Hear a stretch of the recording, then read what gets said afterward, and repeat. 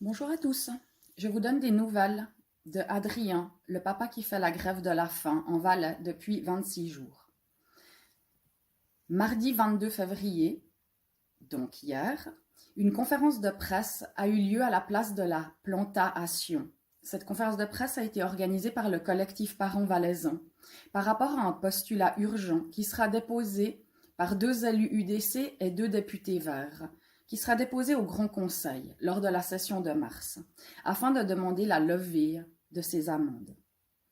Des amendes que ces familles ont reçues parce qu'ils ont gardé leurs enfants à la maison, selon le plan de protection qu'ils avaient reçu, et qui indiquait à la page 2, lettre E, l'élève dont les parents refusent qu'il porte le masque reste à domicile. Les journalistes se sont déplacés à la conférence de presse et Rhône FM a interviewé Christophe Darbelin, qui a dit « On est dans un état de droit, il y a des règles qui s'appliquent. Lorsqu'on refuse de scolariser un enfant, on appliquera les règles. » De quelles règles vous parlez, monsieur Darbelin? De celles-ci? En fait, ce que je ne comprends pas, c'est comme si quelqu'un se parque sur une place de parc, il reçoit un document qui dit « Vous avez le droit de vous parquer sur cette place de parc. » Et puis, quelques semaines plus tard, il reçoit une amende qui lui dit, qui le sanctionne parce qu'il n'a pas respecté la loi. Mais il a reçu l'autorisation de se parquer, alors du coup, il fait quoi? Vous dites aussi, monsieur Darbelin, nous sommes dans un état de droit. Permettez-moi d'en douter. Sachez que ce papa est vraiment déterminé et j'ai vraiment essayé de lui faire comprendre que certaines personnes ne comprendront pas du tout son combat, parce qu'ils n'ont déjà pas compris contre quoi il se bat, contre cette injustice. Mesdames, messieurs les directeurs, les enseignants, vous avez effectivement dû appliquer des règles et il a été difficile pour vous de vous positionner en peut-être utilisant le bon sens ou en imaginant qu'il y a des gens sur cette planète qui ne sont pas comme vous, des gens sensibles, des gens à haut potentiel, des gens qui ont un syndrome autistique. Beaucoup de personnes font partie de ces catégories qui sont sensibles. Et ce ne sont pas des gens fragiles, ce sont des gens très intéressants et très extraordinaires, mais qui ont des difficultés à avoir une respiration entravée, se sentent emprisonnés, se sentent étouffés. Ça crée des très grosses angoisses. Non, ne les renvoyez pas chez un psychiatre, leur santé mentale va bien. Je pense que quelqu'un qui accepte d'être ainsi bâillonné, si je peux le dire, et qui ne ressent pas que c'est un souci et pour l'oxygénation de son cerveau et pour son bien-être physique, je pense que c'est cette personne-là qui devrait consulter, parce qu'elle ne réalise pas à quel point elle est déconnectée d'elle-même. Je vous souhaite à tous, à toutes ces familles courageuses, je vous estime énormément car vous avez protégé vos enfants tout en respectant ce qu'on vous avait transmis.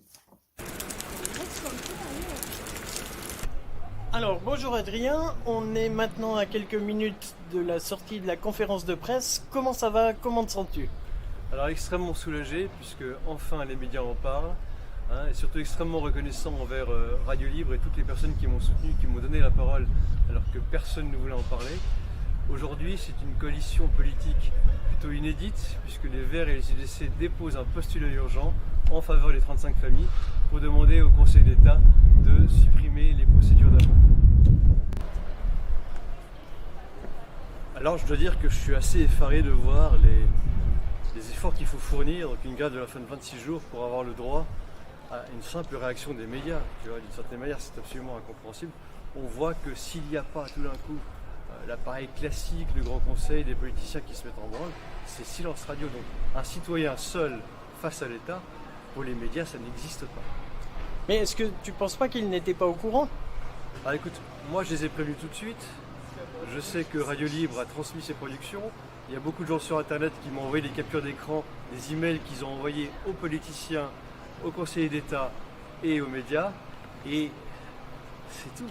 Un être humain seul, un citoyen sans envergure, sans importance, n'a rien, est complètement démuni. Tu fais la grève de la faim pendant 26 jours, c'est long 26 jours, tu sais, ça commence vraiment à tirer, Et la Terre entière s'en moque. Oui. Donc justement, tu dis c'est long, donc d'une manière générale, toi, comment ça va en ce moment? Alors écoute, depuis quelques jours, je dois dire que la vue s'assombrit.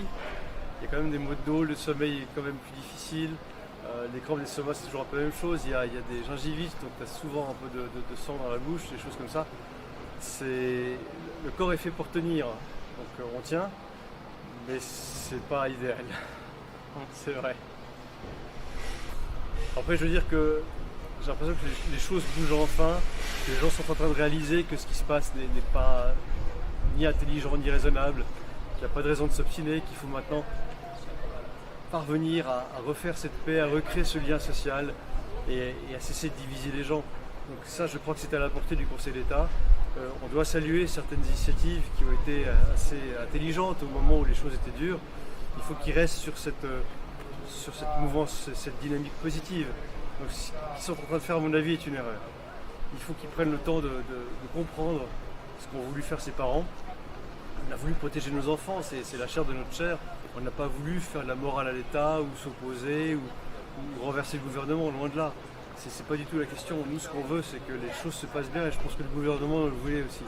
Maintenant, les choses se passent bien, il fait beau, c'est bientôt carnaval, on a retrouvé la liberté. Mais qu'est-ce qui se passe? Pourquoi est-ce qu'ils insistent? Il n'y a pas de raison. Est-ce que tu penses que le fait de la levée des mesures de la semaine dernière aide aux gens à comprendre et les sortes de ce stress Covid, si je puis dire? Alors, je dirais que la grande majorité des gens qui ont été complètement protégés des médias au début nous écrivent, écoutez, mais maintenant il n'y a plus de masque, pourquoi est-ce qu'on continue de protester? Alors je le répète, c'est pas pour ou contre le masque, je veux dire, le masque n'a rien à voir là-dedans pratiquement, c'est pour ou contre les procédures d'amende. Donc moi j'ai pas les connaissances, j'ai déjà dit plusieurs fois pour savoir si le masque est pertinent ou pas. Je sais que j'ai un enfant qui est asthmatique et qui a montré beaucoup d'angoisse à l'idée de le porter. Je lui ai fait un mot, on me l'a renvoyé avec le plan de protection qui dit voilà, s'il y a le moindre problème, vous gardez votre enfant à la maison. Moi je me suis dit voilà, c'est quand même bon de vivre en Valais, parce que si on a un problème, on a une porte de sortie, on a une issue, on a une solution. Et puis finalement, qu'est-ce qui se passe? On fait confiance à la solution qui nous est proposée et on se retrouve avec 1000 balles d'amende. Ça va pas, c'est pas raisonnable, il y a un problème. Voilà. Oui, on est d'accord, Eh bien Adrien, merci. Merci Vince. Bon courage à toi pour la suite. Merci. Et on se revoit dans quelques jours pour faire un point sur la situation. Et puis merci à Radio Libre, merci à Sabrina, à toutes les personnes qui nous soutiennent et qui nous aident. Merci. Merci à Vincent de Radio Libre de s'être déplacé pour interviewer Adrien. Adrien, courage à toi, je t'embrasse fort et à très bientôt.